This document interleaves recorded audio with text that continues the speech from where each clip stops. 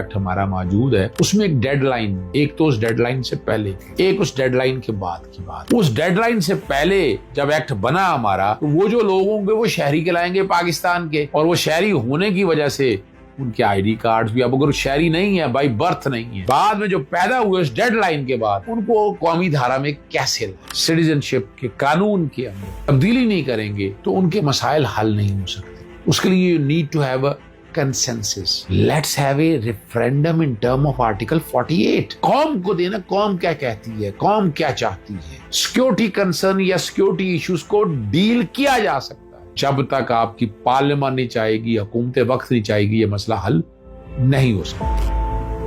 लेकिन citizenship act ये भी तो कहता है कि पाकिस्तानी सरजमीन पर पैदा होने वाला बच्चा पाकिस्तानी ही कहलाएगा। अगर सिर्फ इसी क्लॉज पर अमल कर लिया जाए तो हजारों बंगाली बच्चों का मुस्तकबिल बचाया जा सकता है। कानून को सिर्फ इम्प्लीमेंट करना है, हमें कोई री इन्वेंट नहीं करना व्हील, हमें कोई नई लेजिस्लेशन की जरूरत नहीं है। अगर हमारा सिटीजनशिप का कानून as it stands without any hindrances implement होता है तो इन सब बच्चों के पास आज पासपोर्ट और आइडेंटिटी कार्ड होना चाहिए। बिकॉज बर्थ राइट सिटीजनशिप, ये बच्चे यहीं पैदा हुए हैं, इनके वालिदैन भी इन मोस्ट केसेस यहीं पैदा हुए हैं, ये 3rd 4th जनरेशन है, तो इनके हुकूक तो बहुत क्लियरली स्टेटेड हैं हमारे सिटीजनशिप लॉज में।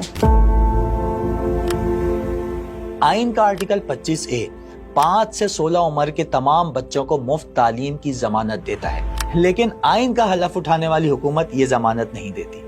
बंगालियों के बच्चे चाहे कितने ही टैलेंटेड क्यों ना हो, तालीम और रोजगार के दरवाजे उन पर बंद ही रहते हैं। ऐसे में ये चोर, डकैत और नशे नहीं तो और क्या बनेंगे। तालीम आपको नहीं मिल सकती, नौकरी आप नहीं कर सकते, घर आप नहीं खरीद सकते, सिम कार्ड आप नहीं ले सकते, और मुख्तलिफ जो मसाइल इसके साथ आते हैं। तो इसकी वजह से जो कम्युनिटी है वो बिल्कुल मार्जिनलाइज होकर रह गई है, बिकॉज जो बच्चे हैं इनको किसी किस्म के मौके नहीं मिलते हैं प्रोग्रेस करने के, इसलिए कि आप एक्टिवली ये कहते हैं कि जी आपके पास तो ये हुकूक है ही नहीं, तो आप किस चीज़ के लिए फिर लड़ें। तो इसका इम्पैक्ट इनकी आपकी मेंटल हेल्थ पे होता है। हमारी कम्युनिटीज़ में ड्रग एडिक्शन के केसेस बढ़े हैं। हम लोग देखते हैं कि बच्चे जो हैं वो बेबस हो जाते हैं और उनके पास जो है होपलेसनेस का काफ़ी सिचुएशन आती है। जितने बंगाली बरादरियों में सबसे ज़्यादा जो नशाई बन रहा है इस वक्त, वजह कि उनके पास जॉब नहीं है। वो फारिग आदमी एक जगह पे 5 आदमी बैठता है और नशा करना शुरू करता है, और इसके जो जरासीम है ना, सिर्फ बंगाली आबादियों तक महदूद नहीं रहेगी, ये पूरी पाकिस्तान में फैलेंगे। कोई ये समझता है ना कि मैं डिफेंस में रहता हूं, मेरा बच्चा सेफ है, ये उसकी सोच गलत है।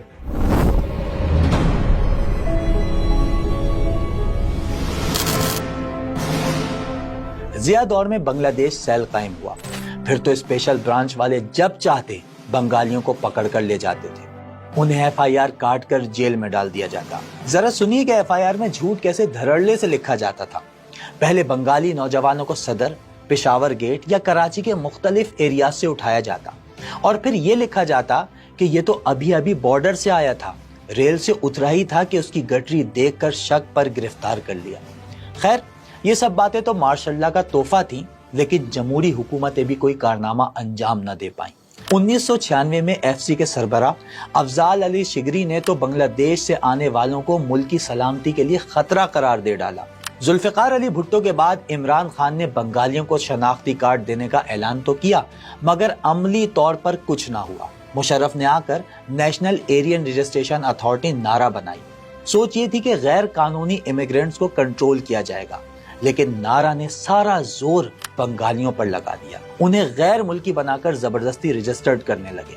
जो ना माना उसे तशद्दुद, हैरेसमेंट और गिरफ्तारी का सामना करना पड़ा। जिन बंगालियों के शनाख्ती कार्ड बन चुके थे वो भी ब्लॉक हो गए। 2015 में नारा नादरा में मर्ज हो गया, लेकिन मसला फिर भी हल ना हुआ। 2006 में मुझे जबरदस्ती पकड़ के अफगानी का कार्ड बनाया उन लोगों ने, मार, ये सबूत है मेरा पास। जब पकड़ के जब गाड़ी में मैंने डाला मुझे, तो उस टाइम मेरा यहाँ पे निशानी अभी तक मैं रखा हुआ है, इसको ये निशानी है। उस टाइम गाड़ी की साइड में लग के मेरा यहाँ से फोन पे हुआ, नीला शर्ट है मेरा, वो अभी तक मैं सबूत रखा हुआ है। ज़बरदस्ती बनाया, मैं नाम भी नहीं है ये, साथ ही 10-12 बंदा को पकड़ा, उन लोग ने मुझे नाम बताया, जेब में फोटो था, वो लगा के मुझे बोला ज़बरदस्ती अंगूठा लगाया मेरा। वो कहता था मैं FIR वाला है, उसका नाम याद है हनीफ, हनीफ नाम का एक ये नालाघाट का जो एक बंदा है, उसका पूरा ग्रुप थे।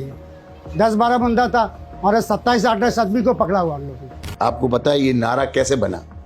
मुशर्रफ के टाइम पे हमारे लोगों को रोड से उठा के, घर से उठा के पुलिस महकमा ले जाके उधर थम लगा के उसको नारा कार्ड बना के थमा देता। इसलिए वो कह रहा था जब तक तुम्हारा नारा कार्ड नहीं बनेगा तब तक आप नौकरी नहीं कर सकते हो, आप काम नहीं कर सकते हो। तो जिस लोगों ने मजबूर है अपने पेट पालने के लिए, किसी ने बना लिया, उसने इसके मतलब नहीं समझा, अब उनको महसूस हो रहा है कि देखिए जिसके पास ऑलरेडी पाकिस्तानी नेशनलिटी है, NIC है, उसको कैसे फिर नॉन पाकिस्तानी बना सकते हैं बताइए? पहले तो है ना, तो उसका नारा कार्ड कैसे बनता है? इस वक्त भी कम से कम 2 से 3 लाख कार्ड नारा कार्ड में फंसा हुआ। मगर एक घर में अगर उसका 10 अफराद है, अगर एक का नारा कार्ड है तो 10 का कार्ड प्रोसेस नहीं होता है।